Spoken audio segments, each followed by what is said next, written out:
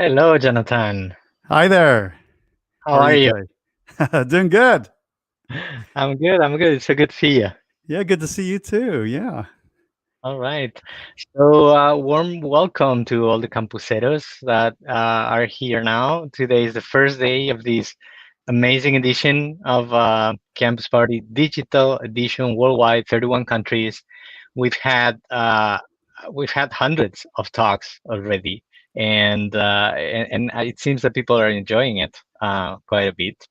It's uh, it's very interesting, really, the change from the physical event that you know so well, and um, to this thing. But I think you're very used to this environment by now, right?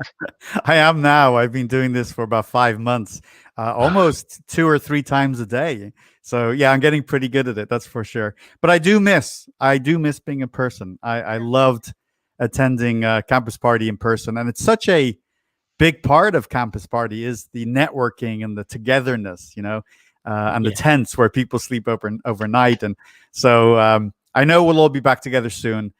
This is just temporary. Yes. Yeah. No. Definitely, we will.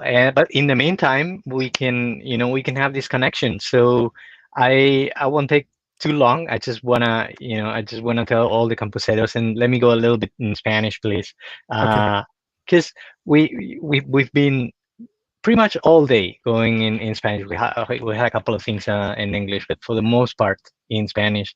So, chicos, chicas, tenemos ahora con nosotros, es un placer, a Jonathan Reichental. Él es un campusero, ha estado en varias ediciones de campus, ha estado con nosotros en México, ha estado en Ecuador, y es un amigo de campus. Pero más que eso, es una persona que tiene una visión tremenda de lo que está pasando y de lo que está por pasar y de lo que va a venir. Y la verdad es que él nos podría hablar de muchísimos temas. Él ha estado liderando la innovación en el corazón del planeta de la innovación, que es Palo Alto. Él ha llevado adelante esa responsabilidad y desde esa atalaya tiene una visión de 360 grados de hacia dónde vamos y cómo llegar de la mejor forma posible. Y eso es lo que queremos que nos cuente hoy. Hoy en particular queremos que nos hable de las ciudades inteligentes. Eh, Además, acaba de publicar un libro que lo tenéis ahí, podéis ver, Smart Cities for Dummies, y que os recomendamos. Y queremos que nos lo cuente, queremos que nos hable hoy de eso. So, Jonathan, I'm saying you have a 360-degree view of what's happening and what may happen, and we want you to share some of that with us today. So, without further ado, the mic is yours.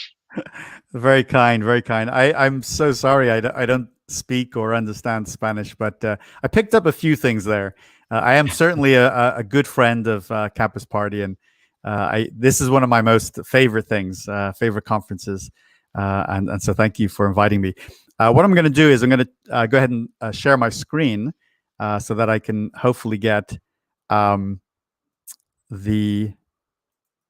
presentation that I'd like to show today. Okay. And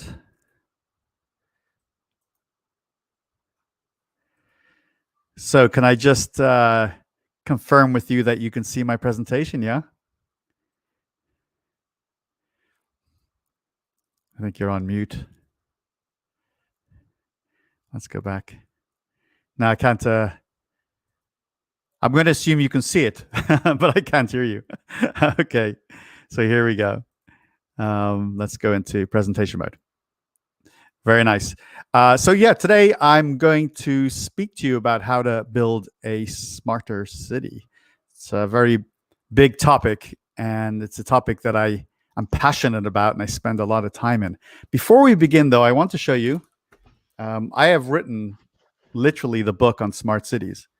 This is Smart Cities for Dummies, part of the Dummy series. I hope you can see it there. And I'm going to give a free copy to one of the attendees today, but you will have to wait until the end of my presentation to learn how you can get a free copy of this amazing 400-page book, okay? So stick around, and we'll find out how you can win. So I only have a little bit of time with you. And so I want to be very brief, but I want to cover a lot of areas because it's such an exciting topic. And I usually like to start somewhere near the beginning, and that's with the dinosaurs. Yeah, with the dinosaurs. We go back, at least 65 million years. And at that point, dinosaurs have been on the earth for about 200 million years. Dinosaurs had roamed the earth for 200 million years. And then suddenly they went extinct about 65 million years ago. But nothing really changed during the time the dinosaurs were around. And what I mean by that is the dinosaurs, they woke up every day and they hunted for food, and they went to sleep and they hunted for food, and they did bits and pieces, but nothing really changed in the world for 200 million years. Now, about 200,000 years ago, just in the blink of an eye, Homo sapiens, us human beings, we appeared on the scene, and we've been around just for 200,000 years. It's like not even a rounding error relative to the time the dinosaurs were around. And, for a lot of that time, nothing much happened with humans either. We were wanderers, and we hunted for food, and we were in small groups. And there weren't that many of us, but we didn't stay in one place. We kind of wandered as the seasons dictated, and and wondered where the food was and the opportunity. And so this went on for quite a while, as you know. And then something started to change. You have to go forward at least 150,000 years before we start to see some advances, some progress. And it's not even that sophisticated. We're definitely making better tools, and our numbers are growing, although our lifespans are pretty short. The average age was between 25 and 35. And if you were 35, you were in old age. Humans didn't live much beyond that. And then we fast forward another few thousand years, a couple of thousand, 10,000 here, 10,000 there, and we come up to about 700 years ago. And 700 years ago, we get the Renaissance in Florence, Italy. And that's really an amazing moment of change for humanity. This is where we start to create knowledge management. And so we store knowledge, and we start to critically think about things, and we really focus on science. And we create things like capitalism and banking. And society begins to mature in ways we hadn't seen previously. And that lasts for another almost 400 years, in fact. And during that time, we get a scientific revolution, and then we get, in the 1700s, an age of enlightenment, where humans are becoming much more scientifically focused. We're building more sophisticated machines and housing. We're able to move water around more easily. And then we get to about 1750. And this is the first of several industrial revolutions. We get the first industrial revolution. And what that is it starts in Britain, and it's defined by humans discovering the power of steam. That steam could power things. Up until that point, we used to sort of power things with human labor, with horses and oxen, and windmills, and and water. But steam then was game changing, because you could then move the equivalent of today of motors, and you could propel things and build machines. And we had the emergence of the railway. And then we could begin to produce products in volume. So we had the very beginning of mass production. And so we had to have things called factories. We take them for granted today, but factories emerged to produce goods using machines that were powered by steam. Time goes by, and we head into the 1800s, and we have a second industrial revolution. And that second industrial revolution is powered by electricity, the emergence of electricity. Can you imagine a world without electricity? It's hard to imagine. None of this would exist without electricity. I couldn't be talking to you. Everything that is happening right now is being powered by electrons flowing through wires.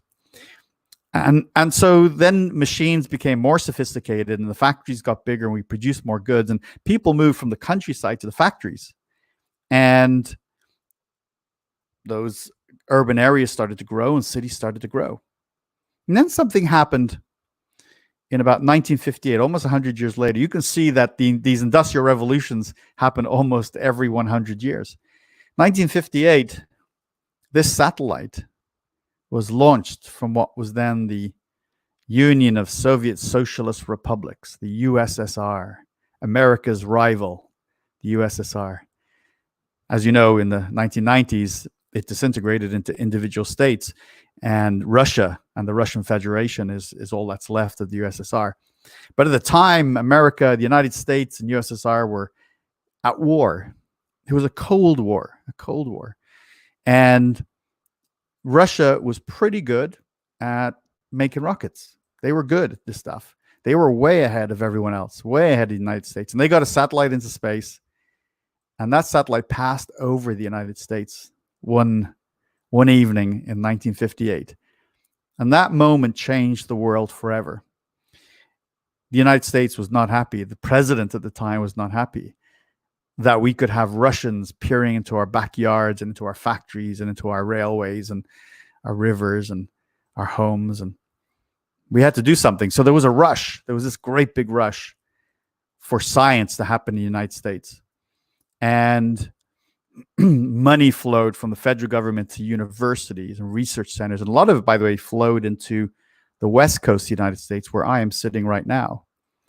And from that, Silicon Valley was born, because the technology required for getting rockets into space and the satellites and the weapons to potentially fight a war with the Soviet Union, all required very sophisticated technology.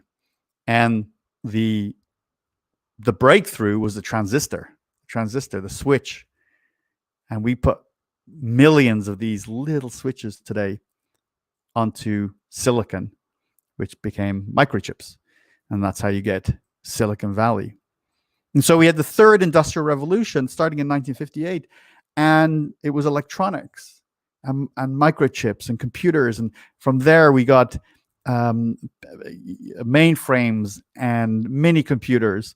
And then we had PCs, and then we had the internet, and then smartphones. These revolutions have changed the world. And we get to the 21st century now, and 2020. And we are the product of these massive transformations, these great big industrial revolutions. And in all this time, there's been one consistent trend. Humans have gathered increasingly in cities.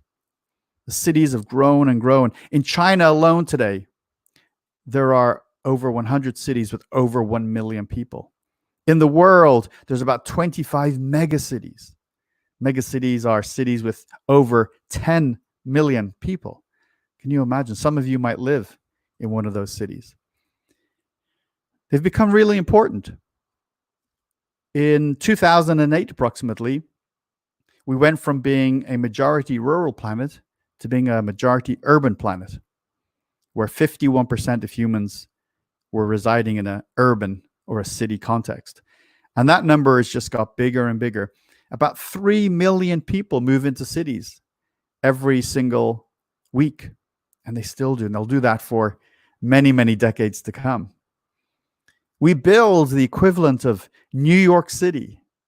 We build the equivalent of New York City every month. Can you imagine that somewhere in the world? And we'll do that for the next 40 years. Our cities are the greatest generators of gross domestic product. So all the power now, all the economic power is in the world's cities. And of course, the thing we're all very passionate about and is existential is climate change. Climate change is, much of it is caused by cities, and it will be solved by cities. So they're really important. It's likely that most of you live in a city, or if you don't, your children will. But I'll make a guess that most of us live in cities, and we want a great quality of life. The question is, how can you create an incredible quality of life? What role can you play? So I want to talk about that for the remaining time that I have with you today, and give you some tips of how you can help to build smarter, more sustainable cities. Well, if you look at some of the areas of our cities, the first thing you can recognize, and this is one of the reasons why I love the topic so much, it's so diverse. I mean, you got things like health. That's a huge, big, complex space itself. Education, water and waste management, public safety. We're talking about everything from police to ambulances and other security mechanisms. We have energy. So any one of these is a huge topic. And like so much of our economy, the third industrial revolution, which produced electronics and computers, are powering a lot of this. And it's increasingly how we're getting more innovation into these areas. In fact, there's a good argument that because of the rate of innovation, the scale, the scope, velocity, and impact of innovation, we are entering a fourth industrial revolution. All of us now, all of us watching today are in the early stages of a fourth industrial revolution. So the first thing that we have to do in government, the first tip I have, there is so much opportunity for digitalization. Moving from an analog world, a physical world, the world of atoms, to the world of bits, ones and zeros. Now, we know this already in the private sector. We love our smartphones, we love our internet connections, we love our gaming computers. We do so much. We buy things online. We now attend the doctor online. We order food online. We watch movies. So much of our life is digital. And so much of the private sector has moved quickly into their digital transformations. But government has been slow. And that's why I say to you, there is wide open innovation. If you're looking for a career, if you're looking for an opportunity to build a business. Take a look at this picture. This is what is typically a government building somewhere in the world. This just happens to be in San Francisco.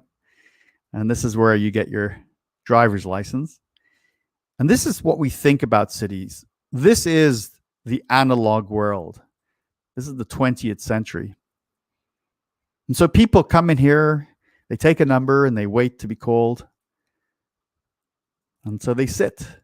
They sit and wait. Think of the inefficiencies here. In a COVID world, for example, this can't happen at all. We can't have this many people together so close indoors. We have to make very special accommodations. So this is ripe. You know what this is ripe for? This is ripe for digital transformation. We should be able to transform this analog service into a digital service like this that is seamless.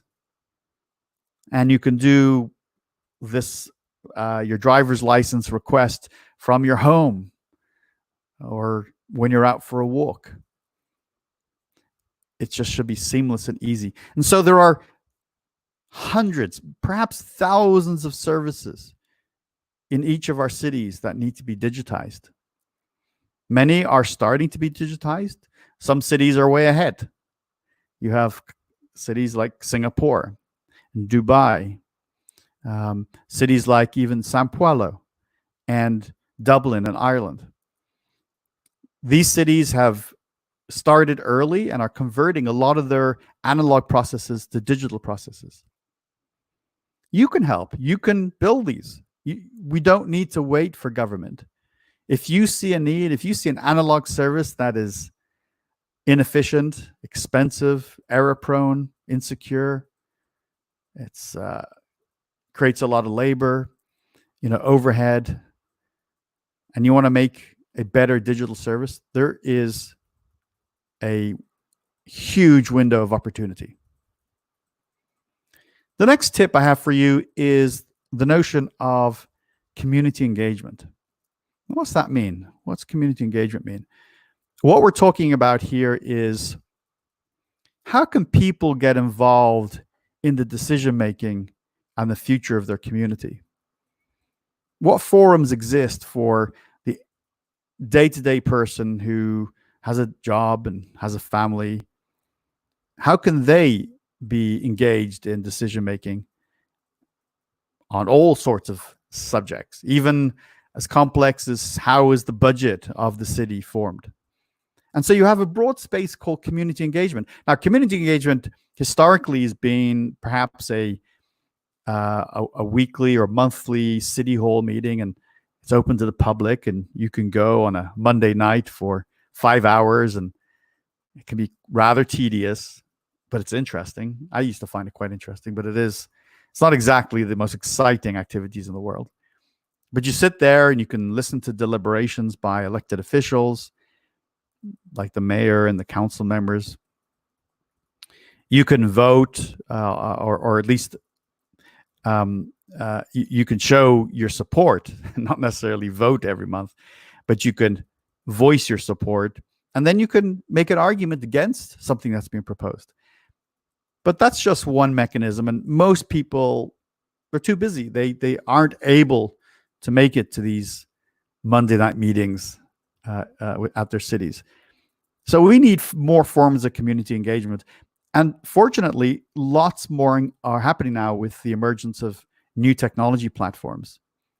For example, during COVID now, many councils are meeting virtually like this on video.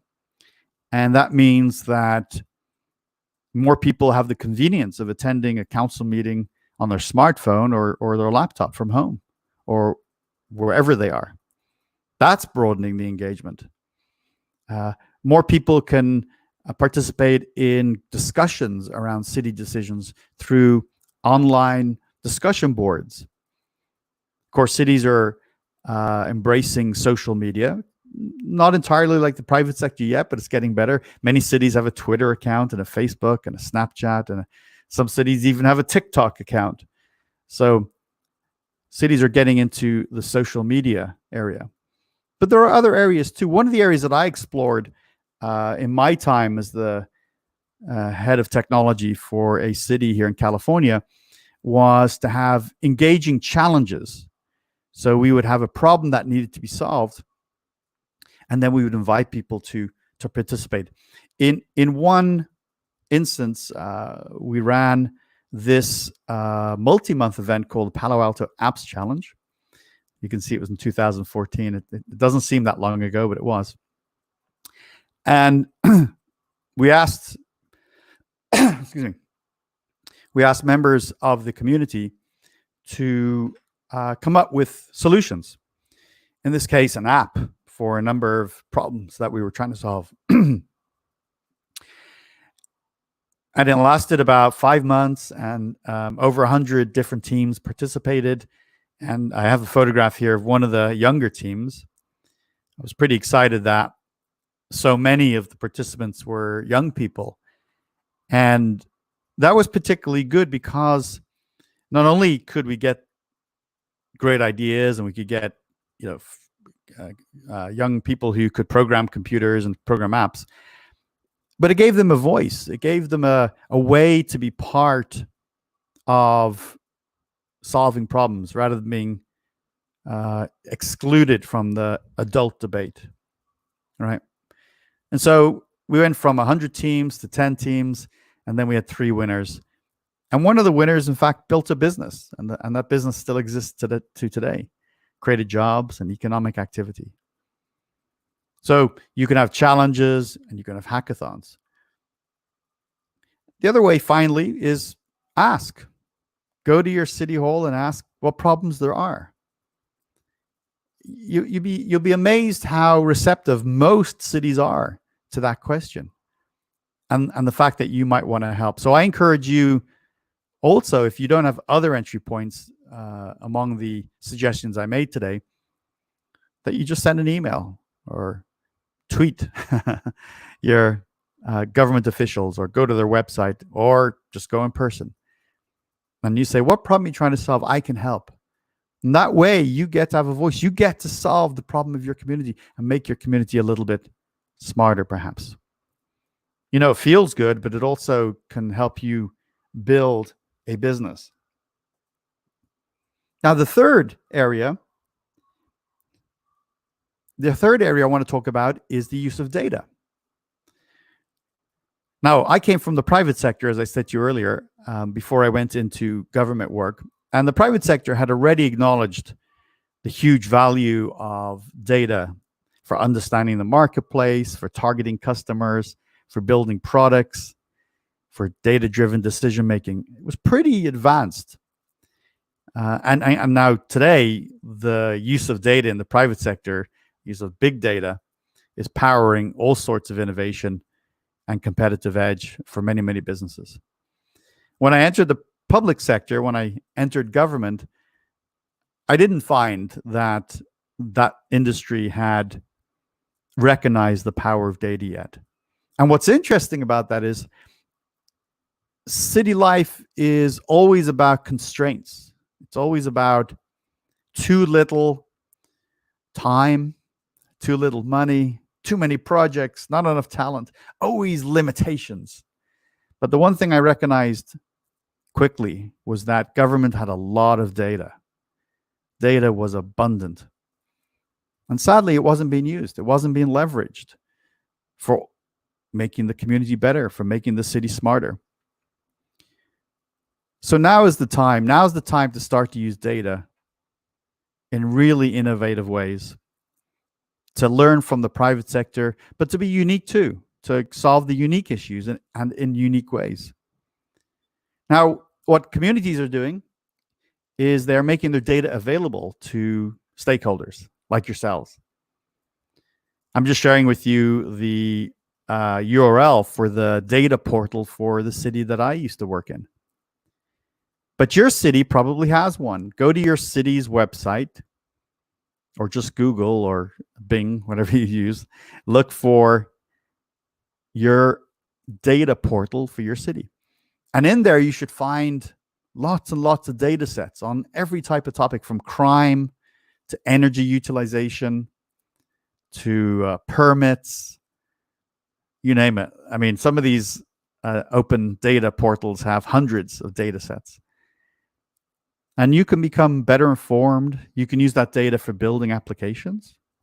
That's what we did a lot of. We worked with our community to build solutions based on our data. It can be really game-changing.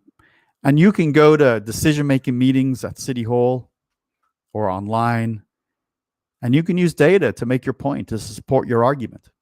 It can be very empowering. Now, the fourth tip for building a smarter city is the use of urban innovation. And this is maybe one of the more fun parts for all of you.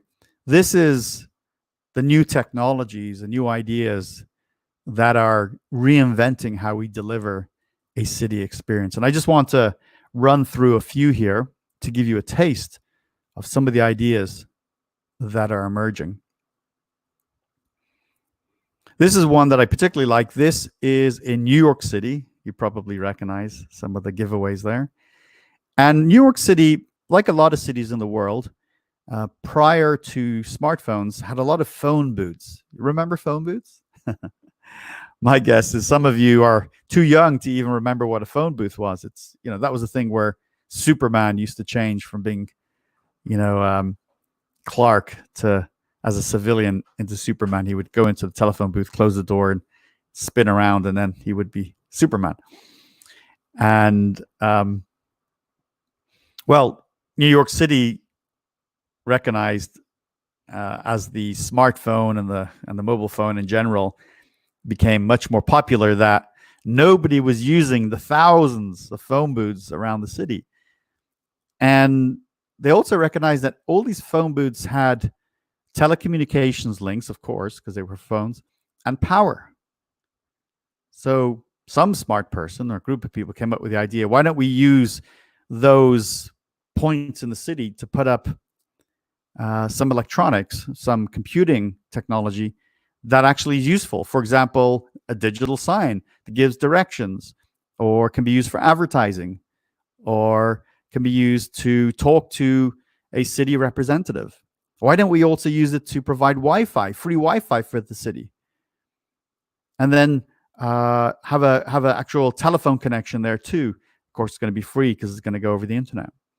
And so Link NYC has become really successful, and hundreds of them have been deployed, and they continue to be deployed. That's making the city of New York smarter by using digital technologies and existing infrastructure.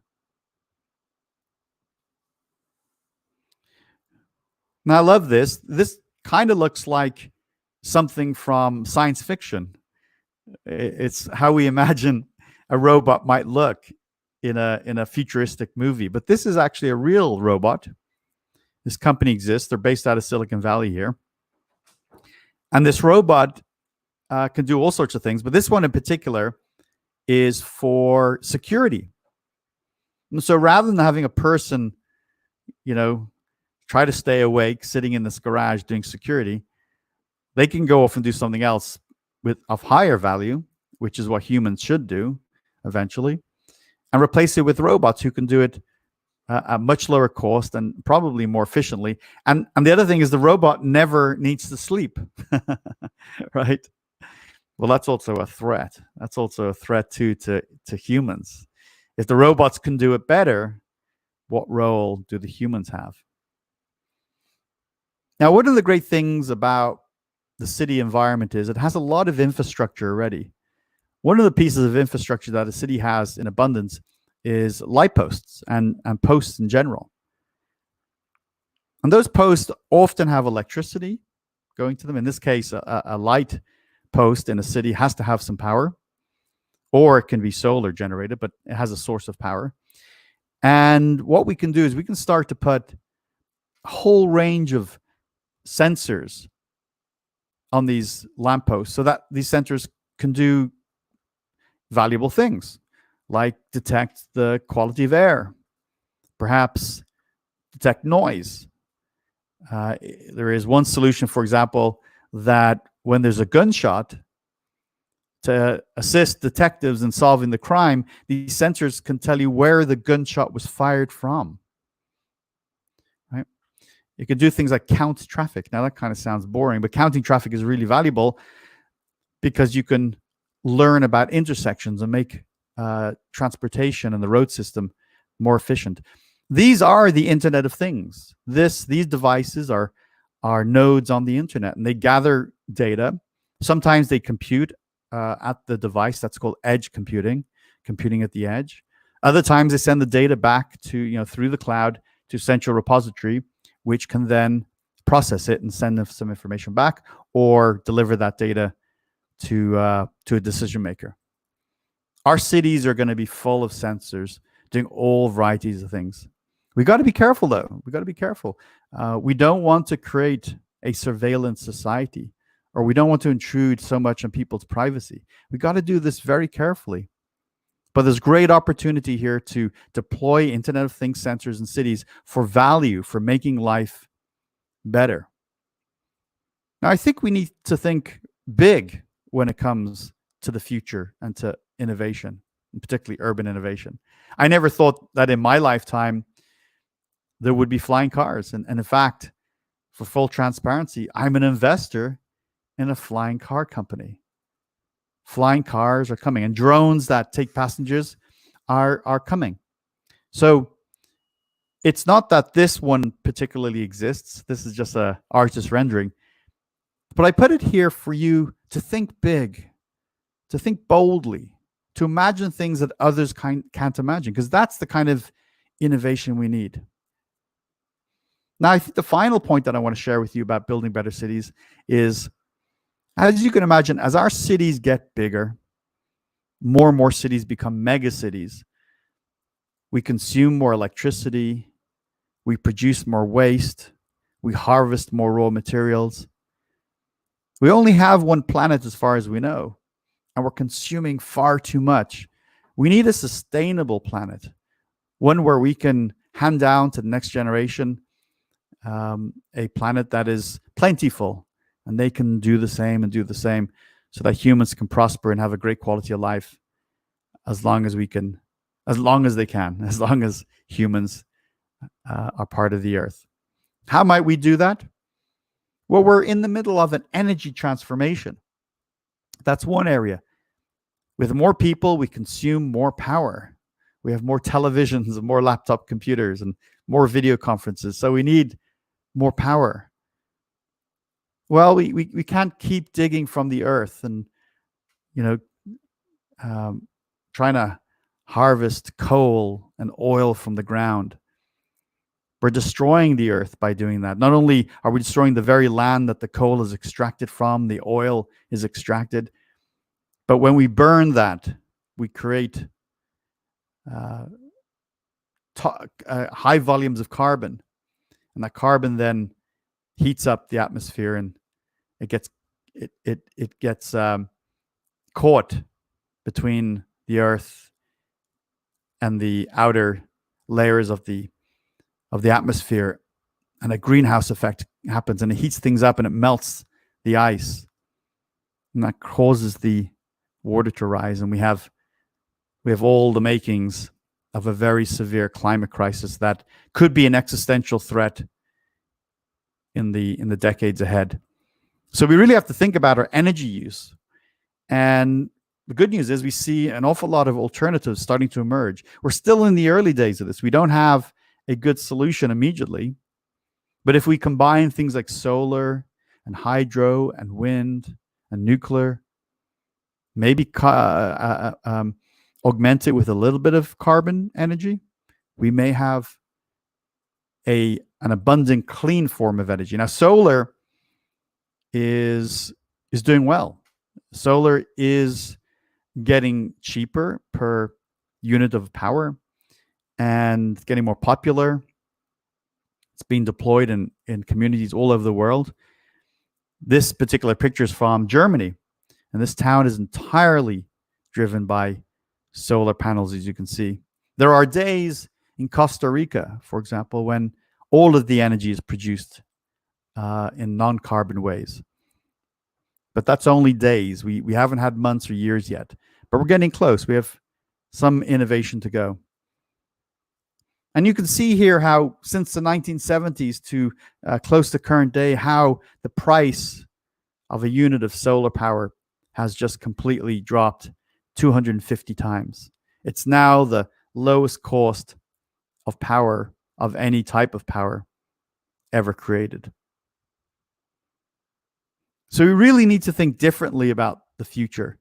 And combining two domains here, new transportation, in this case, autonomous vehicles, cars that drive themselves, with solar.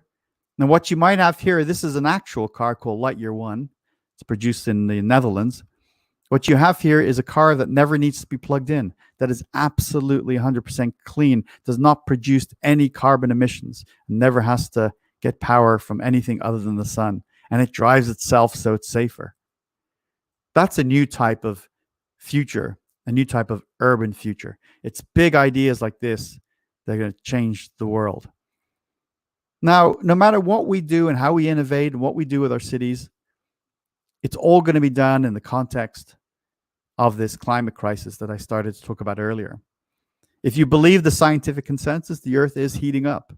We're already up 1 degree Celsius over 100 years ago, and we're on track to increase the average temperatures by another degree. That will be a 2-degree difference. Now, you might think, well, that's not much. It's only 2 degrees. That's a lot. That's a lot. You only have to go back a few degrees centigrade, just single digits, and you get the Ice Age. The Ice Age, when the Earth was covered by thousands of feet of ice. So if you go forward a couple of degrees, maybe you go to 3 degrees, 3.5 degrees to 4 degrees, the Earth becomes almost uninhabitable for life. It becomes hard to live. So this is an existential threat, and we can all play our part, and we can play our part in cities. Because if we don't, this is sort of the product of our decisions. And you, as you start your careers and you work in businesses, you can make different choices about what you do, the products you use, what companies you do business with, where you place your companies, the type of ways you deal with waste and energy. All of these things will make a difference. If we do more of it, we do it together, we can build better cities and repair the environment and create a more smarter, sustainable future. Now, I just want to wrap things up real quick. You may have seen this picture before, and you might, or you may not. You're looking at it and saying, what are we looking at here? I want you to focus on the little dot that's about almost in the center of the screen. I hope you can see it from where you're watching. That little dot there, that pale blue dot, that's Earth. That's Earth. Now, this picture was taken as one of the Voyagers that was launched in 1977 here from the United States. As it was leaving our solar system, Carl Sagan, the famous late American astrophysicist, he asked NASA to turn Voyager around and take one last picture of the Earth as Voyager left the solar system. And of course, because it was Carl Sagan, they said, yes, we'll do that. They took a picture, and then the picture was sent back to Earth, and then Voyager went on its way. Voyager now, today, many years later, is actually both of the Voyagers, Voyager 1 and Voyager 2, are way out in the great interstellar universe. But we have this picture. It's the only picture we have from a couple of billion miles away from the Earth. And when Carl Sagan saw this picture, he said the way he thought about who we are as humans completely changed. And he wrote an essay. He wrote an essay called Pale Blue Dot. And I encourage you to take a look at that essay. It's not very long, but it's one of the most beautiful pieces ever written. And I'm going to just paraphrase a couple of sentences from it. So these are not the actual sentences, but this is paraphrasing. He says, "This is our home. This is the only home we have. Every argument, every joke, every human who's ever lived is on that pale blue dot. There's no one coming and there's no one around. We are alone, deadly alone in a vast, dark, silent universe. This is all we have. We're together in this." And so I share this with you because we can sometimes get caught up in the little things, and we can get caught up in what our differences are. But the reality is we're pretty much together on spaceship Earth. There's nowhere else to go. When you have one of these things, we really need to make a difference with our lives, do important work, try to be nice to each other and kind, and build better communities so we can have a better quality of life. Now, I promised you at the very end of my talk today that I would have a little competition for you so you could get a free copy of this. I will sign it and mail someone a copy. And this is how you can win. Now, you can get the book from smartcitybook.com. It's available now. It's 400 pages of amazing insights on everything I've spoken about today and more. And so this is how you can get a free copy from me. If you tweet exactly this, I'd like you to tweet, "Let's build a better world together," followed by www.smartcitybook.com, and then the hashtag Smart Cities for Dummies. So take a screen print of that or write it down. And if you tweet that, I will review all these tweets and I will randomly choose a winner, and I'll get in contact with you and I will send you a signed copy of my book for free that you can enjoy. And if I'm feeling generous, I might even send two. So I would encourage you to do that. With that, I'm just really grateful to have spent time with you today. It's been a real pleasure. I am going to now conclude and ask my host to come back on, and perhaps we'll entertain some questions. Thank you very much.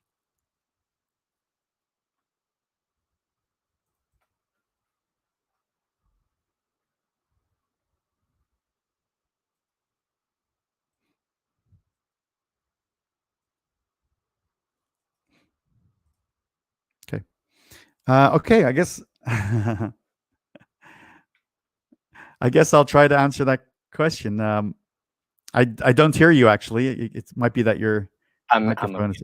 yeah. There you go. So we do have some questions, and we'll print a few, and then I'll come in with you to talk a little bit. Certainly.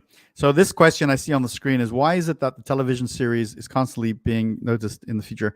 Technology piracy is a constant message. What is your opinion? I think I understand the question. So maybe I can talk broadly about the question if I understand it. There are lots of risks in our future. There's no question about it. There's lots of risks to, well, first of all, from automation to our working, but there's a lot of risks to our privacy.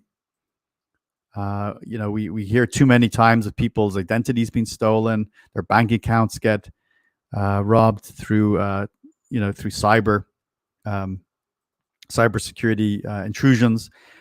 So I think it's right that we are focused on the whole variety of risks. I don't think we should necessarily let those risks overconsume us or be exaggerated.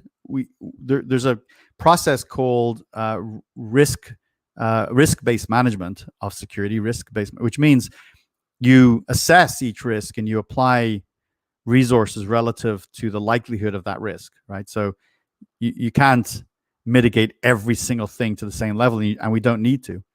So I do think that as technology progresses, as our cities become more sophisticated and more technology driven, which invariably they will, that train has left the station, that the vulnerabilities also increase, what we call the attack vectors. But I think there's a lot to be excited about too. So even though TV might dramatize the future and the science fiction shows might show a very dystopian future, the reality is that the future might be one of more peaceful communities, cities that have more trees and green spaces and more parks. And could you imagine in one of your main streets that the cars are no longer able to go there, and we've converted that highway into a green space with a little river going down the middle of it? Could you imagine that this is starting to happen? We're building urban forests and bigger green spaces and more use of water, and we're putting plants around high rises, making these green, literally green buildings. So I think it's appropriate to be taking action. I mean, conscious of the huge risks of the future, but also be focused on the positives. And being an optimist, I think that's the right posture to take. More questions?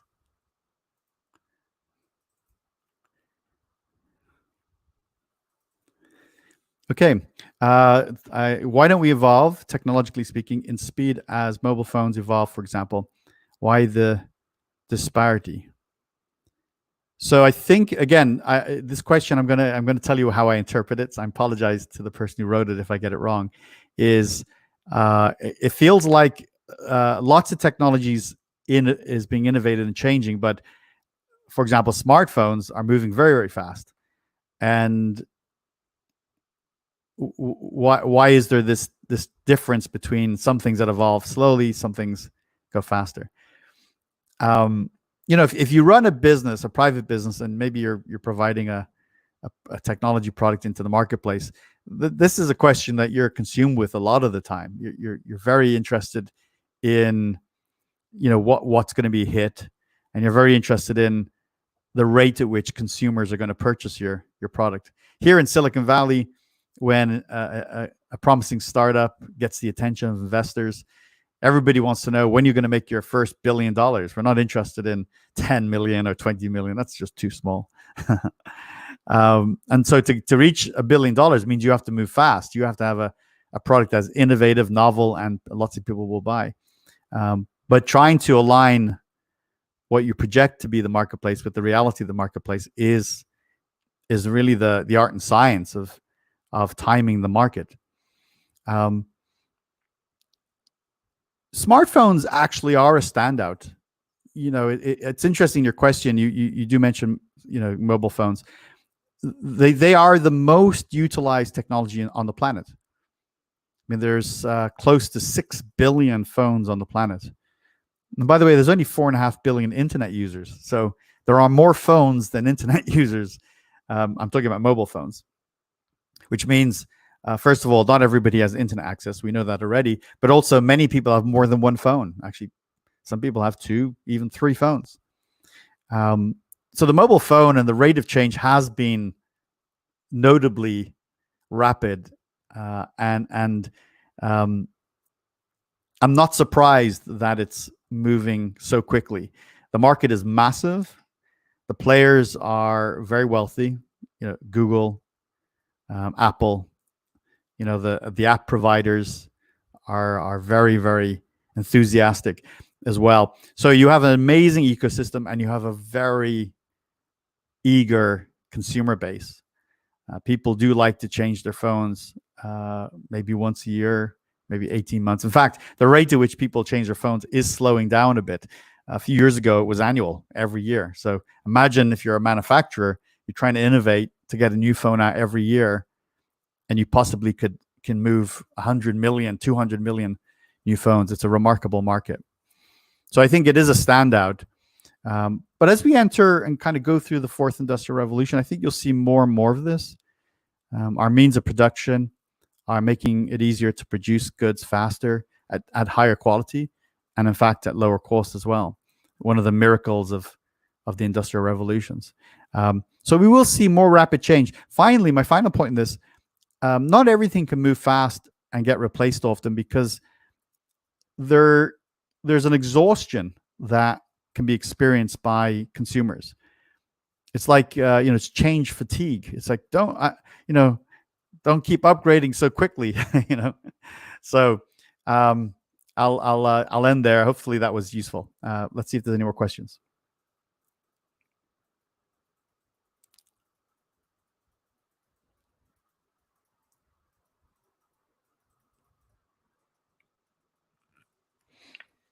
So I do, Jonathan, I do have a lot of questions. I don't know if we have that much time. We'll let them tell us, but so I have to pick and choose choose carefully my questions. They're telling me we have 5 minutes. So, okay, the first thing that I wanted to ask you is about inequality and urban environment being a boost for inequality somehow. And how do you see that in the future? Because in my view, a society, a system, it's not going to be sustainable if we keep on that path.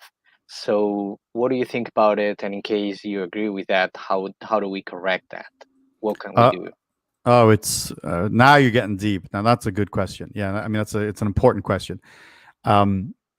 All the questions are good, but that's a deep question and a visceral one. You feel that one because nobody can tolerate or accept that certain members of society, groups of society, cannot prosper. That they are not getting the benefits that many of us get.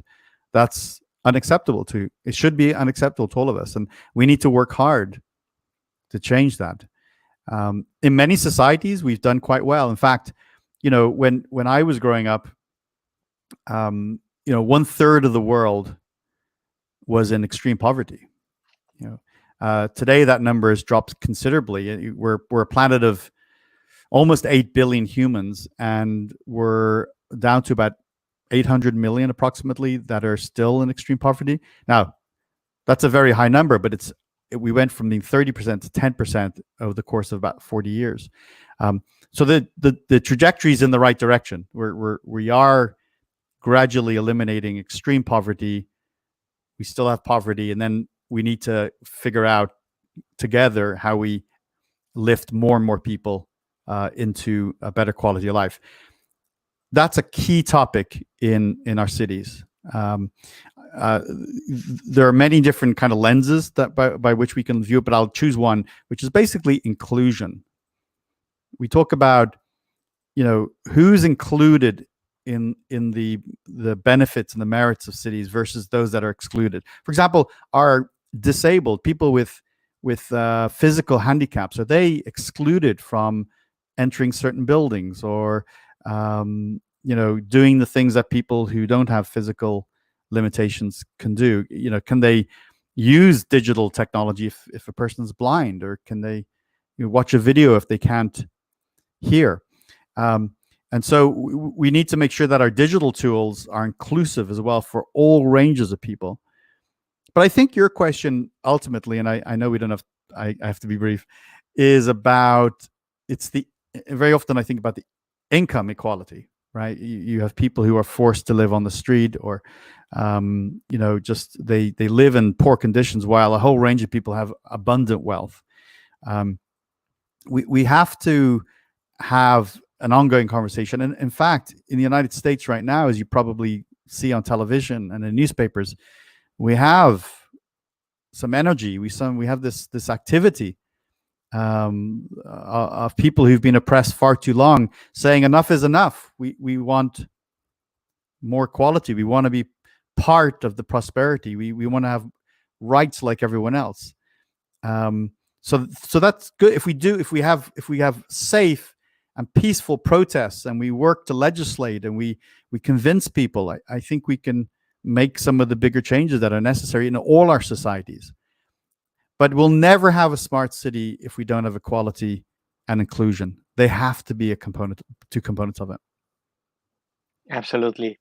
So I think that's a very good message to leave the campuseros with, and to encourage people to, whatever they do, whatever they put their energy into. Now that we're talking about rebooting the world and rebooting our cities, and we all have a role to play in that.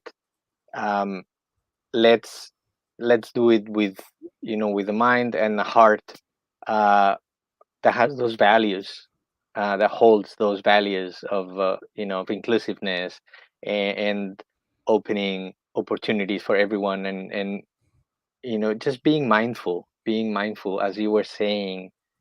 We're all in this together. I love that quote, and I love that message too.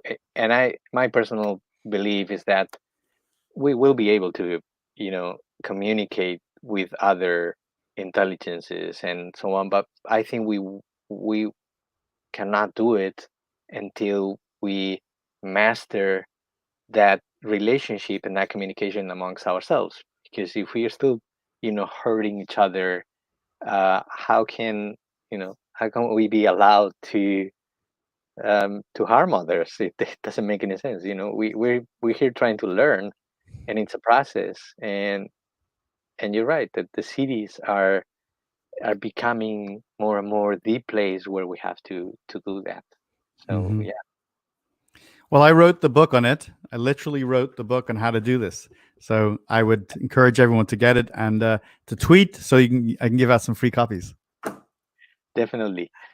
Excellent. So I just want to thank you so much for sharing with us, and being with us in this. This is an experiment too. This is an experiment of sharing, and trying to bring ideas forward. And and your contribution is much appreciated. It's super good.